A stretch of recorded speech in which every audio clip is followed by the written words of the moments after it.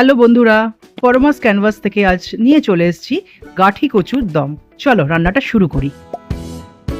প্রথমেই কড়ায় তেল গরম করে গাঠি কচুগুলোকে লাল করে ভেজে তুলে রাখলাম। ভাজার সময় একটু হলুদ ছিটিয়ে নিয়েছিলাম। সেই তেলেতেই জিরে শুকনো লঙ্কা ফোড়ন দিয়ে কেটে রাখা আলুগুলো ভাজতে শুরু করলাম।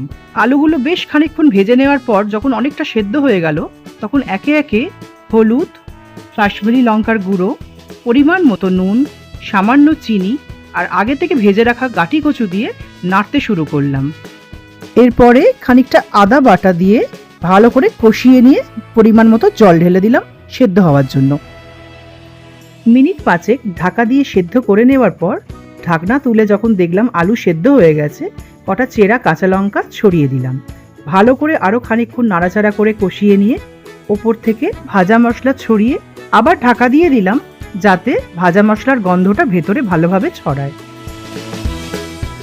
কিছুক্ষণ পরে ঢাকা খুলে নিয়ে কুচিয়ে রাখা ধনেপাতা ছড়িয়ে দিলাম আর নামিয়ে নিলাম। রেডি হয়ে গেল নিরামিষ গাঠি কচুর দম।